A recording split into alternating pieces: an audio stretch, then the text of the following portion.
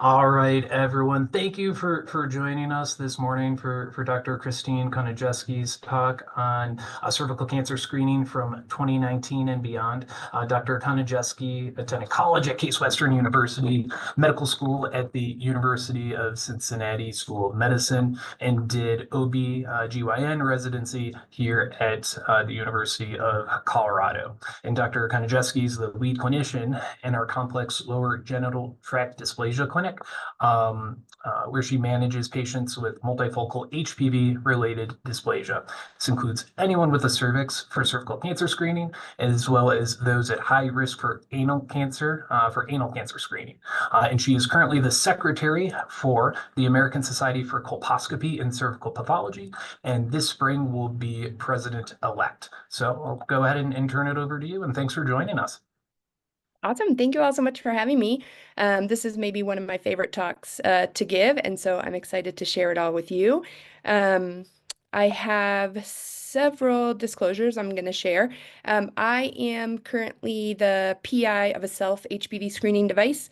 I will not be talking about that device today because it is not FDA approved. I also served on an advisory board for Merck. Like we mentioned, I am an ASCCP executive board member, and I serve on the American Cancer Society Working Group for provider education regarding primary HPV screening. So I have an ulterior motive. That's maybe my main disclosure that I have today, is that I am hoping that we at the University of Colorado will move towards primary HPV screening in line with the American Cancer Society guidelines, as well as with the new proposed United States Preventative Service Task Force guidelines that came down from public comments in January of this year, undergoing revisions based on those comments, and should be back hopefully by the summer, but already has ideas about where they think screening is going. So those are my disclosures. And then I wanted to also welcome you all to HPV Awareness Day. Today, March 4th, is in fact HPV Awareness Day. It is also my birthday. So I tell people that I was born to be an HPV specialist. I truly have no other purpose in life because I was born on HPV Awareness Day. I believe that I predated HPV Awareness Day, although I'm not certain.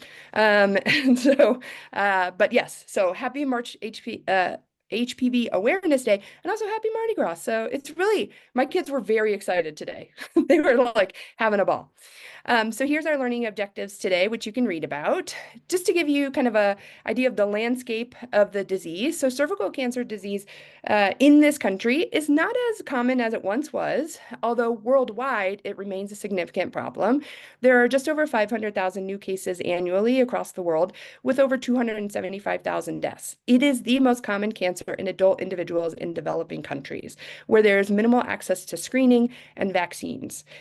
It is the greatest cause of years of life lost in adult individuals in some parts of the world, but in the United States, where we have a screening-rich population and access to vaccines, there are just over 12,000 cases annually with over 4,000 deaths.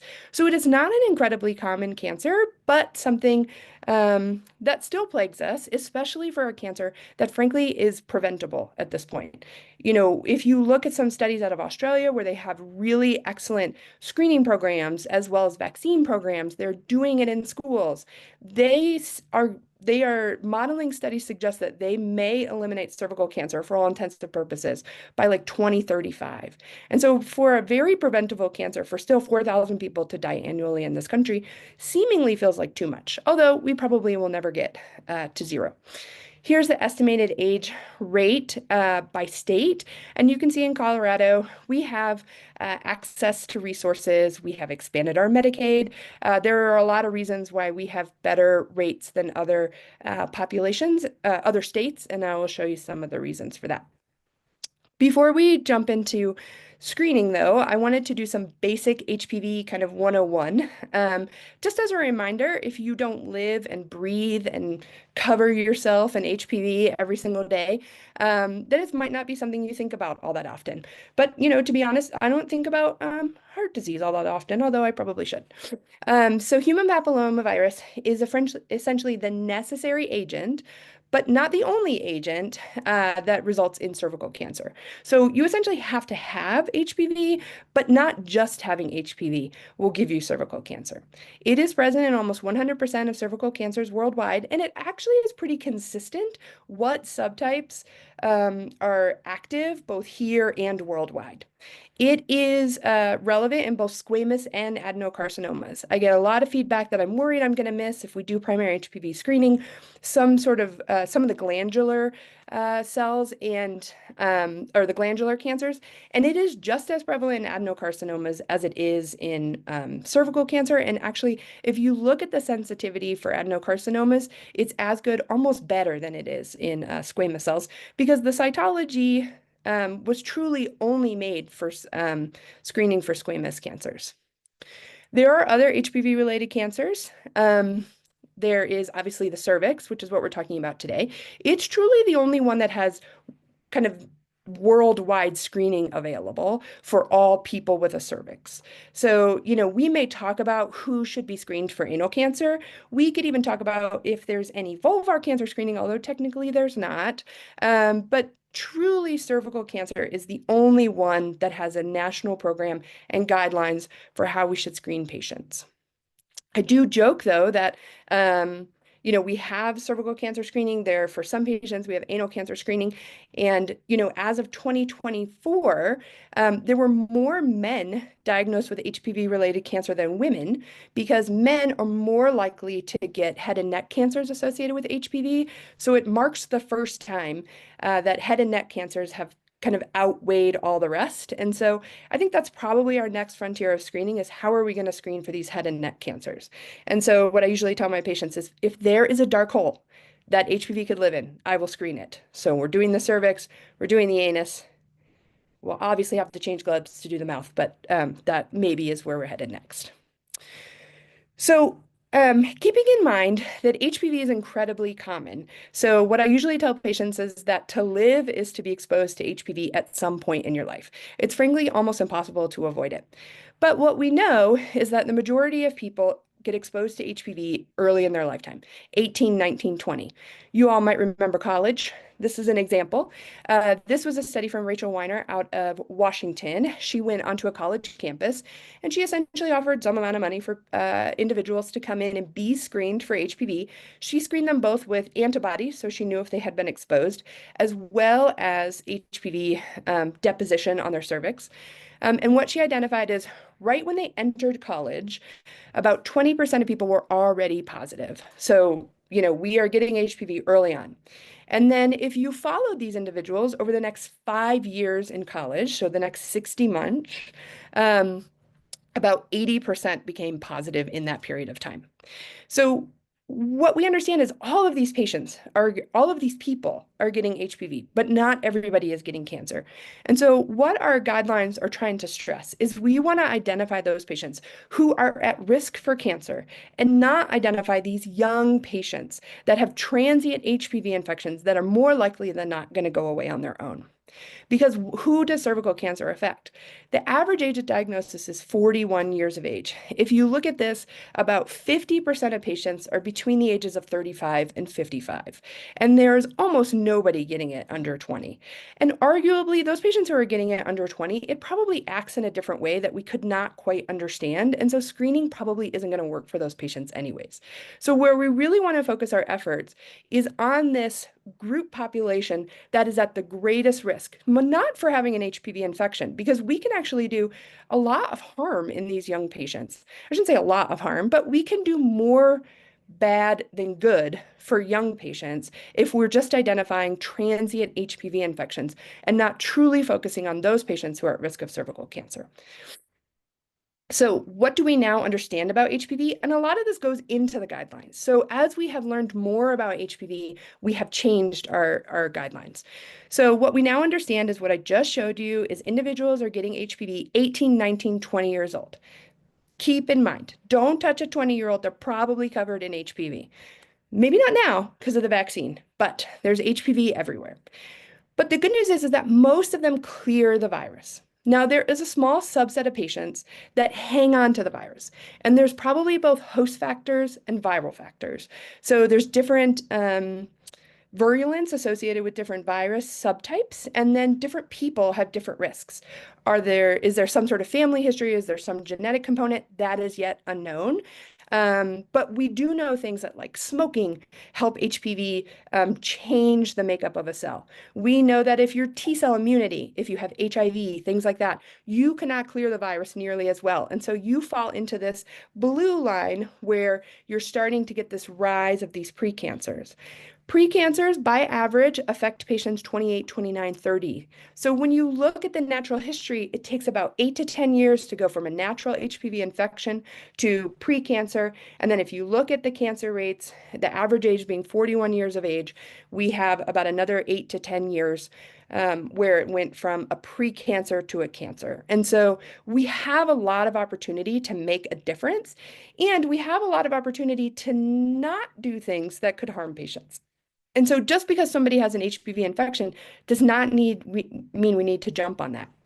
And so this was some of the sentinel work that was done by Mark Schiffman at the NCI, where he looked at time from first infection, time 0, and then followed these patients forward. And over the first 36 months, so 3 years, about 85 to 90% of patients cleared their HPV. And when I say clear their HPV, it gets a little bit confusing, and I'll show you what I mean by that in the next slide. But we at least become HPV test negative. For those patients that hang on to their HPV, for all of those reasons that I just talked about, the infection persists and we start to see the infection progress to these precancers. If we follow it out then even further as we get to these 5, 6, 7, 8 years. Then we're starting to see this rise of CIN3. We follow it out even further from the years of diagnosis with CIN3, and we get this increasing risk of invasion. So it truly does take a lot of time, which is why our screening works. It's why cervical cancer screening is amenable why cervical cancer is amenable to screening and things like ovarian cancer just aren't, because we have so much opportunity to make a difference, and we have effective therapies that reduce the risk of transmission from these pre-cancers to cancers. So this is probably a better understanding, back to Rachel Weiner from Washington, of what happens with HPV infection in 2025. So we have an HPV positive test. It's likely from a recent sexual exposure. If you look at all of the people who have HPV, most commonly, and this is hard to tell, but most commonly it's a new deposition from a recent sexual act or a new sexual partner. If the HPV is persistent over time, then you remain HPV positive, and then that puts you at risk for neoplasia.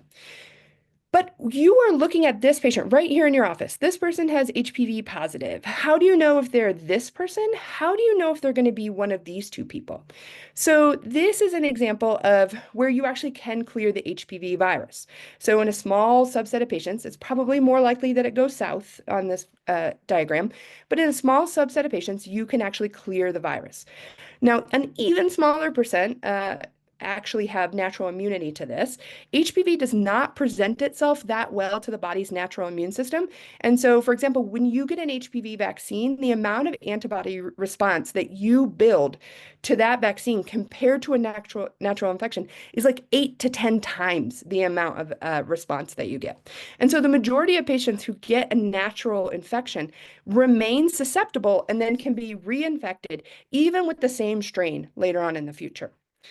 Now, what I think is probably more likely what happens is that you become HPV positive, you clear the virus, or what we now call test negative, where you now have the HPV controlled below the limits of our test detection. So what I mean by that is, at least the original hybrid capture 2 HPV test that we had, you had to have a minimum of 5,000 viral copies, and it had to be replicative. So it had to be making new copies of itself. If it was in low numbers or it was not replicating, you would actually be HPV negative. Now, our tests are a little bit better now. They have amplification associated with their DNA testing, but there's still limits to our test. Now, I tell this to patients and I tell them that you still have all the benefits of a negative test. I don't want to scare you because all of our, prediction for whether or not you're going to get cancer are based on clinical screening tests. But it's not unusual that all of a sudden you're going along in your life and in your 40s, you have this positive HPV test that popped up seemingly out of nowhere. And this is how I usually describe it to patients. It is something that you got many years ago. My microscope cannot tell me who it was and when it was. I cannot tell if it was 1999 and that time that you went to Cabo. But what I can tell you is that you were exposed to HPV at some point in your life, and it is now positive. And we just have to deal with the positive test that we have in front of us. So when you lose your immune control, as we get older, our immune system decreases. This is where we see kind of the 40-year-olds. You get a new diagnosis. Maybe you get a new diagnosis of HIV. Maybe you get a new diagnosis of cancer. And all of a sudden you started your chemotherapy, your immune system declines, and you have this reactivation of a previous infection.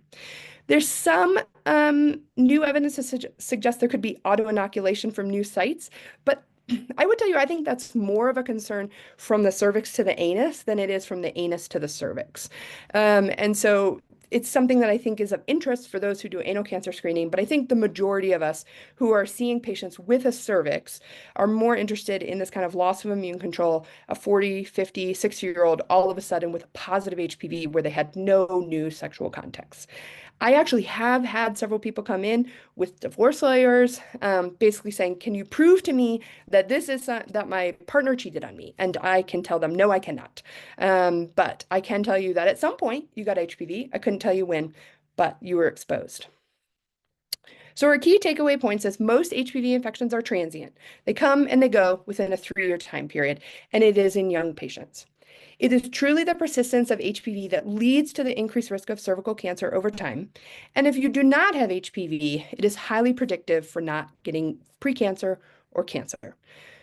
That's what I wanted you to learn about HPV before we jump into cervical cancer screening. Because if we are moving to primary HPV screening, we need to be very thoughtful about what these HPV tests mean, because there may be a lot of positives. And so what do we do with those positive HPV tests now that we understand that many of them, in fact, the majority of them that you see are going to be transient HPV infections, especially if we're screening patients who are 21, 22, 23. Remember, those people who are coded with HPV.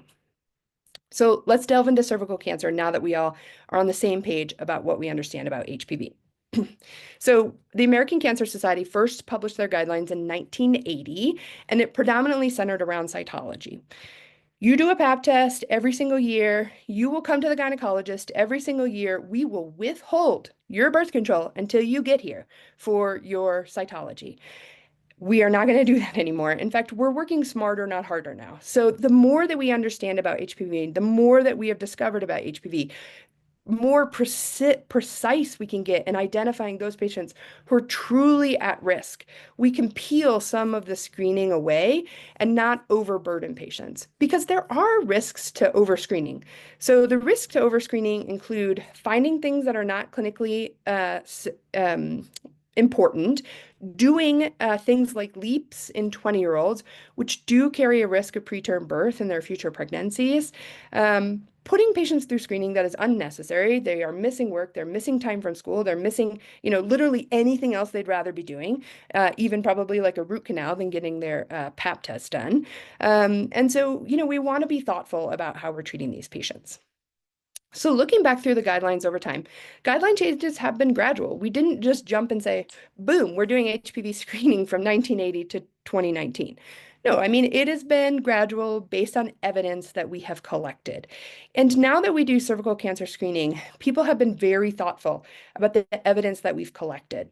So you all remember in 2006, where many of our guidelines first came from, those were based on the Kaiser Permanente of Northern California data. They had over 1 million women who participated in cervical cancer screening as part of their natural care, and they had all of their specimens. And so they were able to pinpoint what is the risk if you have this pap test today that you're going to get cancer in the next 5 years. And using that data set is when they really started to hone in on who are these patients who truly are at greatest risk. Now, keep in mind our guidelines are for populations and not individuals. So if you have a patient who has come in and says, I'm having bleeding after intercourse, that is not somebody that is just a screening patient. That is, somebody who needs to be taken as an individual who's presenting to you for care. But for populations, this is what the guidelines are for. We now understand the more we know about previous testing, the better we can tell you about future. Again, because if you think back to that big graph I showed you, you're kind of sitting at that, I have an HPV positive patient. Which way are they going to go? Now, if I know that 2 years ago they were HPV positive, well, then I recognize now that those are a persistent HPV infection. If they're young, I may give them another year because, right, 90% of patients will clear it over 3 years, but not everybody. And so this is where the thought starts to play in and to say, what do I know about this patient's last history? Has this person been HPV 16 positive for the last 25 years? I mean, we definitely have those patients. And, those patients, when they come to my office, make my hands sweat a little bit versus those patients who are 28 and they're getting their first colpo because they had a positive HPV other subtype. Now, whatever we do about cervical cancer screening, I want to stress that cervical cancer screening works. I mean, we saw what it looks like in other parts of the country. Now we know that in a screening-rich population here in the United States, it does work. In fact, since those first guidelines in the 70s and 80s, we've seen an 80% reduction in cervical cancer. Without screening, cervical cancer is like the third most common cancer in the United States. With screening, it's like 14 or 15. It has made a huge difference. And so we have used, a lot of our successes to tell us about future guidelines. So for example, when doing these cervical cancer risk programs, when we're all sitting in a room and we're deciding how are we going to decide how often to screen, when to screen, who to screen, we talk a lot about risk tolerance and what we are willing to tolerate. And we go back to and say, well, back when we started this screening and we saw an 80% risk of cancer reduction, we tolerated not a 0% chance of cancer, but a less than 1% chance of cancer based on a single pap test. And so we use that information now as kind of our benchmark to say, well, we tolerated that now, we're going to continue to tolerate that moving forward. But we know that screening fails, right? So it's an 80% reduction, but there's still positive screening. But who currently gets cervical cancer? Majority of the time, it's patients that are never screened or underscreened. So cervical cancer has truly become a disease of access. They can't access the vaccine. They cannot access screening. 60% of patients diagnosed with cervical cancer, at least from this study, which is now getting dated, were diagnosed with cervical cancer without cervical screening in the never having been screened or more than 5 years from that. And what do these patients look like? I think all of us could imagine what these patients look like, but they're predominantly uninsured or foreign born in the US less than 10 years. So immigrants to this country without insurance, right? Those are the patients who cannot access screening. And so, when we're looking at screening, we can increase our precision. But the number one thing that we need to do, more so than anything else, is increase access to screening. Access to screening will move the needle. Whether or not I decrease your risk from 0.017% of cancer in the next 3 to 5 years based on this one test to 0.016 probably doesn't make a huge difference. Although in a greater population, it may, you could argue. But when we're looking at those with cervical cancer, if 60% of them just didn't have screening, that is where our effort should focus. And hopefully, what I'm going to show you is that we can make a difference, maybe with some of our new technologies. An important distinction, we're talking about screening, I already alluded to this, but screening is testing for all people who just walk in the door who don't have symptoms. If you have somebody with screening at previous abnormalities, so those patients who have had a leap however many years ago, that has now become surveillance. They don't fall on screening. So we're talking about just the patient population that we're screening. This is the 3 organizations that currently participate in guidelines, although I will tell you, I think ACOG is probably moving aside. The ASCCP has kind of moved out of the guidelines. They are more in the management. So once you get a result, you need to manage the result. And that's what we're focused on predominantly at the ASCCP. And we've kind of left the screening to these bigger organizations that have the manpower to really do these huge systematic evidence-based reviews that include modeling studies and can focus on a greater population at large. So the United States Preventative Task Force, as we know, is focused on overall what's best for the population, which includes not only just what is the best test, but what is the cost to the system and so on and so forth. The American Cancer Society is focused on the best evidence. I think of them as like, if I had $100 billion, this is the test I would pick. this is what I would want to do. And so, I think the American Cancer Society is often aspirational, and the United States Preventive Service Task Force is doing what we think is probably best for our population in the United States.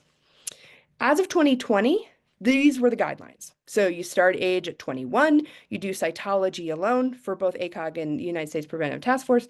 You do cytology alone every 3 years. Then you can choose a test, you can do cytology alone. That is kind of the best, that's kind of the benchmark that we've cited on for prevention of cervical cancer, cytology plus HPV every 5 years, or HPV alone. So it was an option to do primary screening back in 2018 when the United States Preventive Task Force came out and ACOG updated their guidelines in 2020. But I will tell you, even as of today, it's something like 2 to 3% of labs offer primary HPV screening. So it hasn't gone on as quickly as we hope, but if you go across the country, there are still people who are doing cervical samples and smearing them on a slide. Not that often, but we've been in liquid-based cytology across the majority of the country for, 10, 15, 20 years. And so, there are some slow adopters. I would like to believe we're going to be early adopters, although some would argue we're 5 years after they first proposed it. The American Cancer Society proposed their guidelines in 2020, and they actually recommended starting at age 25, really to decrease the number of those transient HPV infections that I showed you that we see, to do every 5-year screening with primary HPV testing alone, up to age 65. Now, there's a lot of caveats, and it's there at the bottom about who can stop screening at 65. You don't just hit 65 and get to stop screening. You have to meet exit criteria.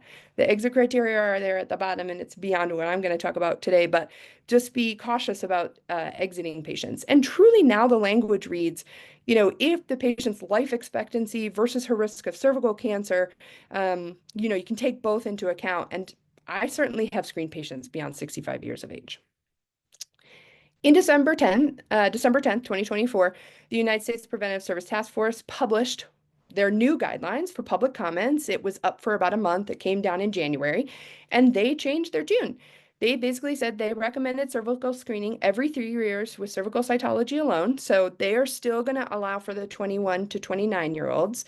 And then they recommend primary HPV screening every 5 years with either clinician or patient collected samples. Between 30 and 65 years of age, again, you have to have that 65-year-old exit criteria, yada, yada, yada. But they moved the needle and they said, look, we are going to get in line with everybody else. Well, not everybody else, but we're going to get in line with our aspirational colleagues, the American Cancer Society, and we're going to recommend primary HPV screening because there's so much more you can do with it. And also, what is the PAP even offering us? Well, this is a study that looked at several studies, meta-analysis looking at what the sensitivity of the PAP test or the cytology truly is.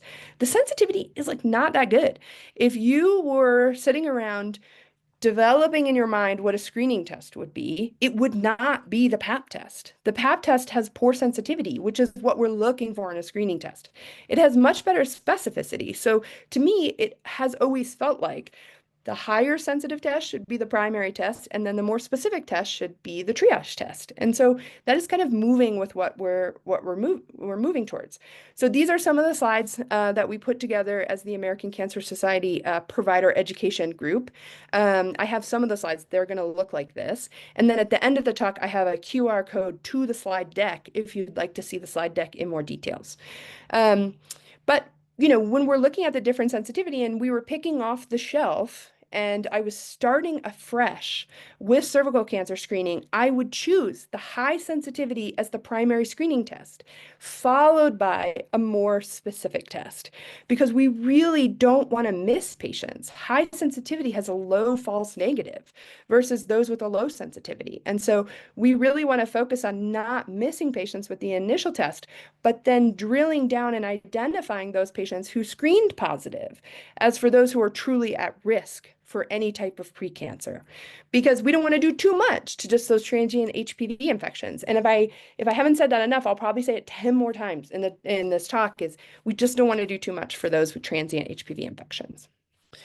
So live in a university where we do co-testing. Co-testing is basically a PAP plus an HPV test, and then we get both results.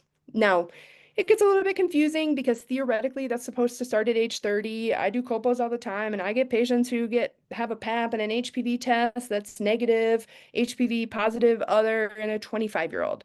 So technically, co-testing is a PAP plus an HPV at age 30. If you look at that compared to co-testing, this was a modeling study with almost 200,000 patients. We are kind of stuck with modeling studies because, again, there are only 14,000 new cervical cancer cases every year. So our modeling studies have to use what we now understand about the sensitivity of the PAP, the sensitivity of an HPV test, and looking at kind of secondary outcomes. We're not looking at cancer outcomes anymore. We're using CIN3 as these outcomes to suggest they could become cancer. Now, we're left with that because we have so much information now and we've done such a good job. But when you compare the two and you look at patients who have no screening at all, they represent about 18 cancer cases annually or screened over a lifetime. If you then look at the cytology every 3 years, starting at age 25, remember, this is where we were like in my lifetime. And so, we're looking at there's still a small number of cancers that exist. If we then switch to the screening that we are doing right here, that's the third, that's cytology every 3 years from 21 and then co-testing starting at age 30, we do decrease our total number. We improve our sensitivity. We reduce our cancer cases because we're picking up more patients, but at the expense of the total number of tests that need to be done. If we change to an HPV Q5 every 5 years, we reduce the total number of tests significantly without losing any significant risk of future cancer. So what I mean is that we're still doing a really good job of preventing cancer. In fact, it's not statistically significantly different than doing what we're currently doing, but we do it with so much less testing, which becomes easier for the patients and frankly, cheaper for the system. So primary HPV screening, when you're looking at number of cases of CIN3, this is kind of the endpoint that we're now using rather than cancer because cancer is so rare in this country. We're finding the same number of cases, but we're doing it with less colposcopies at a significant reduction in cost. So from even just again, if I'm dreaming of this, how would I do cervical cancer screening now that I know what I know? If I was starting afresh, I'd use the most sensitive test. I would use the one that resulted in the fewest tests for patients so that they're not missing time away from work or undergoing, who's ever had a colposcopy before, they're not the most comfortable exam you ever had before. And I would do it that does not tax the system. And so, hopefully what I've shown you is primary HPV screening is frankly just as good with less testing and a cheaper cost. So what does primary HPV testing look like? So you test for HPV first, right? We're using the sensitive test. It is an HPV DNA test. It is amplified. We can find it. It is so much better than cytology. Remember that sensitivity being somewhere between as low as 40, I'll be generous and say maybe as high as 80%. The presence of the risk of HPV indicates a risk for developing precancer or cancer. And so we want to use the first test followed by some triage test. And I'm about to show you about 6 different triage tests. I'm not going to go into them in any detail, but there's a variety of different new technologies that represent what we can do as a triage once we get a primary test, because again, we're trying to identify those patients at greatest risk of future cancers. There are currently 3 HPV tests that are FDA approved for primary HPV screening. And the big difference for these primary HPV screening tests is that they have to have a human control. So the original Hybrid Capture 2 HPV test that was, had a lot of successes. So I'm not bashing the Hybrid Capture 2. It made a huge difference in our cancer screening landscape. It does not have a human control. So if I just took my swab and brushed it through the air and then put it into my media, it would be HPV negative, right? Because there's no HPV unless it was in the air or you were near a 20-year-old. But the three that are FDA approved have a human beta globulin control, and such that you can say, yes, there are human cells in here, and so now I can test them for HPV. The advantages are we have an improved sensitivity. I've beat that over the head. It is more efficient. There's the potential for self-collection. Boom, boom, boom. Increased access, right? That's what we're talking about. Who gets cervical cancer? 60% of those patients who did not get screened. What are the disadvantages? Well, it's not specific, right? So you're going to get all these positive tests. So we need triage tests.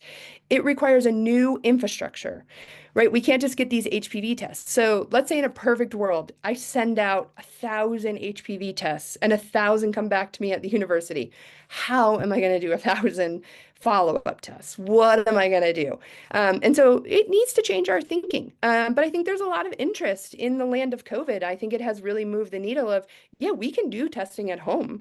And we can create infrastructure to make sure that those who are positive can actually come in. I don't have a lot of positive things to say about COVID, but maybe that was the lone silver lining we can find in that terribly gray cloud. There are 3 FDA approved for primary HPV and not all of them, like I already talked about. Things to think about. So we need to talk about what is different about HPV screening. Not all genotypes are the same. So this was a study done by my friend Michelle. She and I are the same age. She also is at the ASCCP. This is what she did in her summer between college and med school. I mean, I went to Europe and she did the study that we now use all over the place. So kudos to her. But essentially, what she looked at is using the big data sets that the NCI has for screening.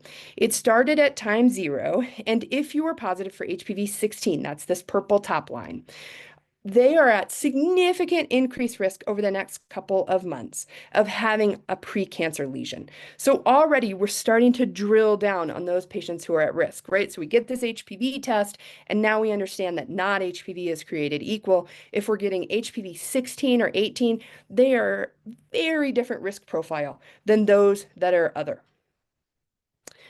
Not all testing is the same. So this is where I talked about the internal control for the specimen adequacy and whether or not we're papping humans. And then they also offer different bells and whistles. So you can choose one or the other of these testing. And this is what the algorithm looks like. So you get an HPV test. Now, logistically, what does this look like in your office? Your HPV test, if it is patient collected, which is now FDA approved, to be done in your office, they have to come back if their HPV is positive because they need cytology. And so that is the caveat. Now, do I envision a world where we can have point of care HPV testing? Of course. I think that is like what everybody is striving for. We get point of care testing. You come in, maybe you, I don't know, pee in a cup, do your own sample. While you're waiting, you have to show up 15 minutes early. By the time you're done, oh, your HPV is negative. Let's focus on something else about your healthcare. Oh, your HPV is positive. Okay, I got to do your cytology. And so you do have to collect. Now, if you're doing primary HPV and you're collecting it yourself as a clinician collected, you collect it exactly the same way. You're doing both the ThinPrep and the SurePath, which are the 2 collection vials that we have at the university, are both approved. You can use any of those primary HPV testing for those. So you're going to collect your sample as usual. Instead of going to the cytology lab, it's going to go to the HPV lab. And this is where our friends in pathology have been working diligently to improve our systems because it's a huge change for them on their side to the tune of it's been a year and we're still kind of working out those kinks. But essentially you get the HPV is positive or negative. If the HPV is negative, report it out. If the HPV is positive, then they will do kind of short genotyping where they'll tell you 16, 18 and other, which is what we're already used to. And if it is other, 16 and 18, they will tell you your cytology results. The reason you still need to do cytology, even with 16 or 18, they're already going to colposcopy, is because if they are high grade and they're HPV 16 or 18, the management guidelines now from the ASCCP offer or recommend, because they have a risk of precancer prevalence at that moment of about 60 to 70%, is to just go forward with LEAP, depending on their risks. And so we still need cytology, even 16 or 18. But if you don't get it, not a huge deal because you're still going to come to colpo. You're still going to make the right decision. We just might not give them the LEAP at that same time. So how many visits? So all three FDA approved have been validated for the thin layer cytology samples. And that means for the clinician collected, like I said, you do it at the same time and you order reflex cytology instead of reflex HPV, right? We're already used to that. And then, like I said, eventually we may get to point of care testing. I've heard some concerns. Will we miss cancer? Well, I've already showed you HPV is the more sensitive of the two. Are we going to miss really rare cancers that make up less than 1% of cervical cancer? I mean, it's possible, but keep in mind the cytology sensitivity is at best 80%, and that is for squamous cells. The Pap test was never meant for glandular cells or clear cells or these other unusual type. Now, will it pick it up? Possibly, but it was developed for the sole purpose of finding squamous cells.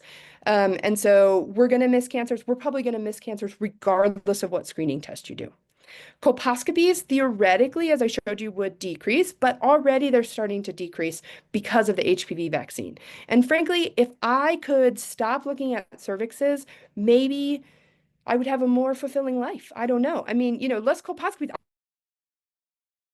I'm pro anti-colposcopy. Is that I'm yay, no colposcopy.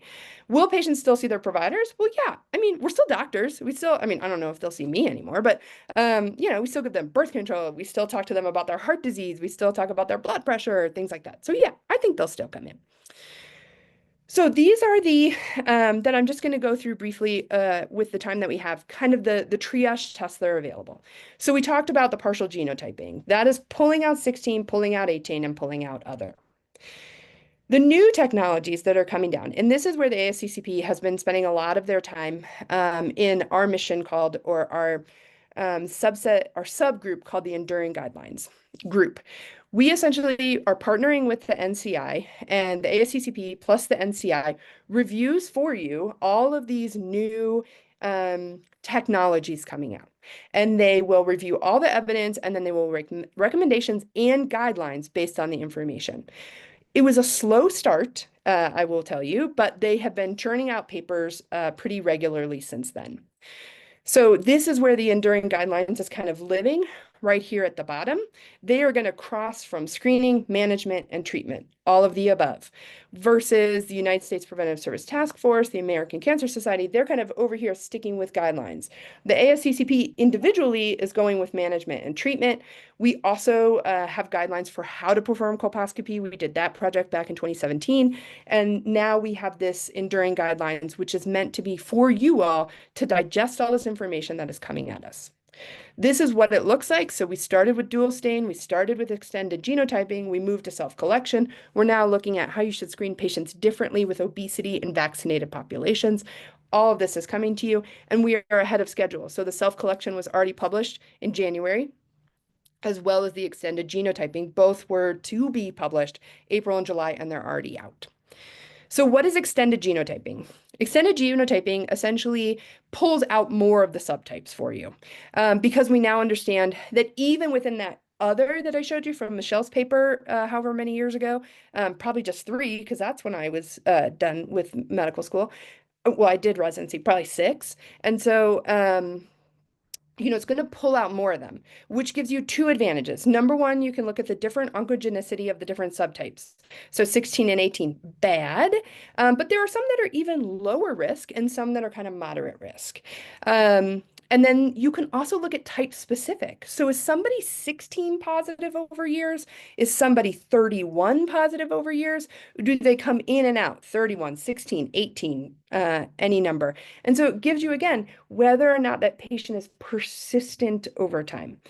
And I know you all are looking at me like, WTF, how am I going to do this in my 20-minute visit? Well, the ASCCP does have an app, and it has already included the extended genotyping, which you could add to your app, and the dual staining, which I'm about to show you. So it's a simple put in what you know, and it'll spit it out. It's a little bit not the most user-friendly, but we're a little bit limited by how we had to develop the app because it is not an FDA-approved medical decision device.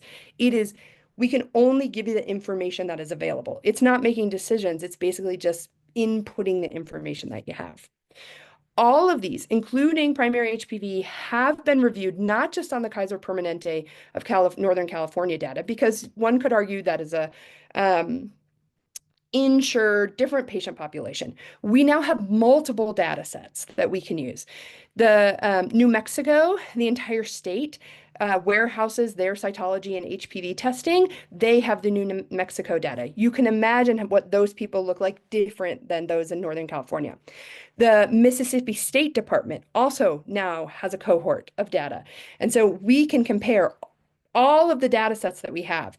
And frankly, HPV performs better kind of equally across all subgroups than cytology. So HPV is kind of independent of even the people we're screening based on all these different that we've looked at. The International Agency in Research, I can't remember that, IARC, they recently reviewed all the subtypes as part of this extended genotyping, and they have classified 4 different subtypes of HPV. There's 16, worst, biggest, best. There's 16 related. Those are kind of more of a moderate risk. There's 18 related, 18 and 45, and then there's others. So you can imagine how you might do something different if somebody has HPV 51 than if somebody has HPV 33. And this is where we're getting into that precision medicine where I say, you know, oh gosh, you've had 33 for 5 years. That is different than having 68 once. Hopefully you're following me there. This is what guidelines look like. So this is the paper that the ASCCP published. This was 2025, and this is how you use it. Now, I'm not going to go in any of these in any detail, but this is kind of the algorithms that you will start to see. We're looking at those 16 subtypes, those 18 and 45 subtypes, and then those lower other subtypes and how we manage them differently. Some of them, when you get a result, fall below the cutoff to move to colposcopy, and so you may save somebody a colposcopy. These are the benefits, which I've already kind of talked about. Dual staining, another opportunity for a way to triage these tests. Personally, in my mind, I envision us as picking one or the other to start with. I generally find dual staining a little bit easier to use because it's a yes or no rather than an extended genotyping, and you get all this information in a busy visit. But that is Conageski's opinion 101, and you can decide for yourself. It was approved in March of 2020, and it essentially does staining on cytology samples. Again, this has been validated in all those data sets I suggested that looks at Ki67 on cytology. So this is not your pathology. Ki67, which is a marker of cell proliferation, and P16 as a marker of loss of cell cycle regulation. So if they are both positive, they should not be. And so those are telling me those cells are bad. And so it's a yes or a no. If you have maybe a negative PAP plus a positive HPV other in our small subset, but it's dual stain positive, all of a sudden that patient is going to colposcopy rather than not. And these are the guidelines that we published through the ASCCP in 2024. Again, just kind of a picture of what that looks like, which I'm not going to go over, but you can see that some of these now, if it's dual stains, especially the top line, if it's dual stain positive HPV positive other, not the 16 or 18, all of a sudden that equals colposcopy rather than a 1-year return, which is what we've been doing. So here's some advantages of using partial genotype plus dual staining. This is, I think, what ours would look like, is we might end up doing fewer colposcopies. And then the future. So this is the and beyond. So doing HPV self-collection. It was recently FDA approved in a clinician's office. It is not at home. It is done in the office. There's lots of effectiveness studies. There's a lot of interest in primary HPV in this screening, but it does not exist without moving to primary HPV screening. These are some of the sampling devices. This is not handing somebody the broom and the brush and the spatula. This is devices that you have to purchase and use. You give them instructions on how to use it. This has been validated across multiple different languages and different parts of the world. They are a lot further doing self-screening in many parts of the world than we are here in the US. You can envision a lot of benefits for self-screening. We can increase the number of individuals screened if, for no other reason, that's the primary goal, I think. Reduce barriers to clinician-collected screening. You can imagine a lot of interest in patients with a history of pain or trauma or gender dysphoria, and how they may not want to come to a gynecologist's office and have a pap test on a part of their body that they may not identify with. And so if there's a way that they could self-collect, that could possibly increase opportunities for screening.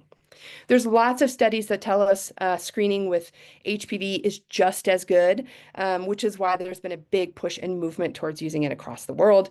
And then this is our clinical practice guidelines from the ASCCP, which were also just published this year, how to use it and what and how it performs.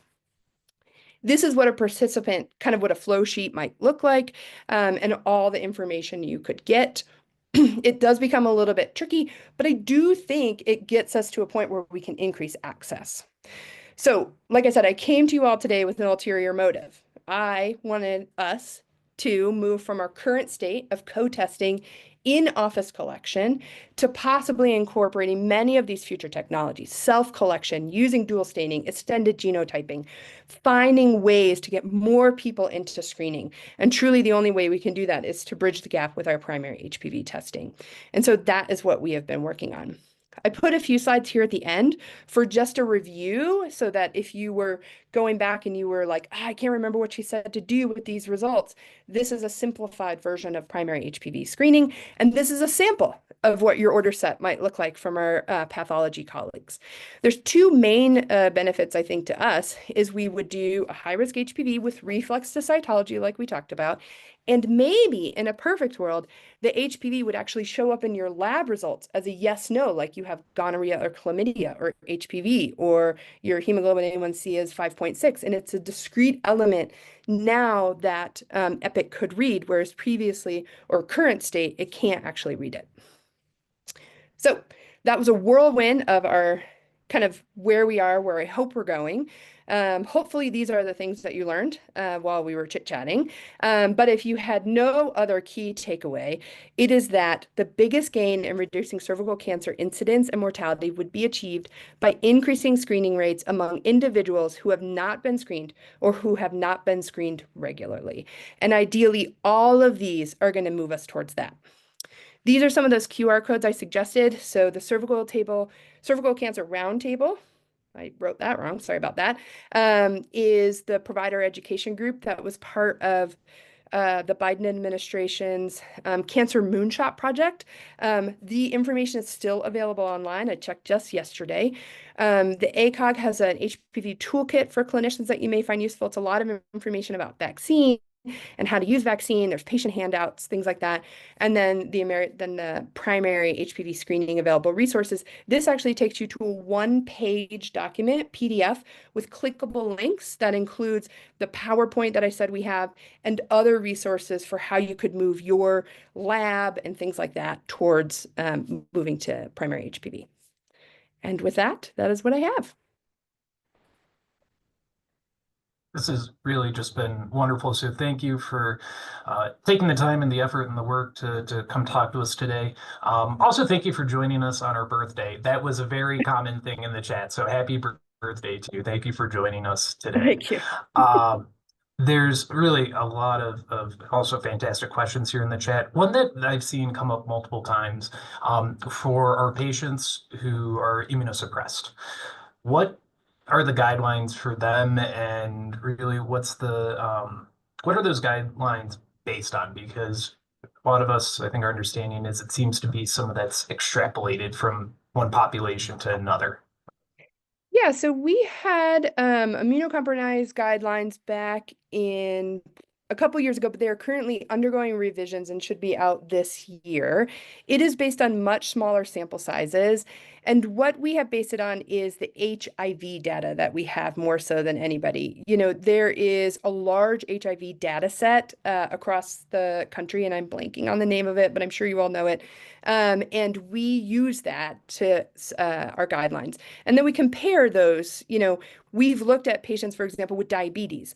Do they have some amount of immunosuppression, and should we be screening them differently? Patients with rheumatoid arthritis, patients with IBD, a variety of different things. And truly, the two that we've landed on are solid organ transplants patients and HIV. Those are by far the most significant when it comes to HPV immunosuppression. And so we shorten up the distance between testing.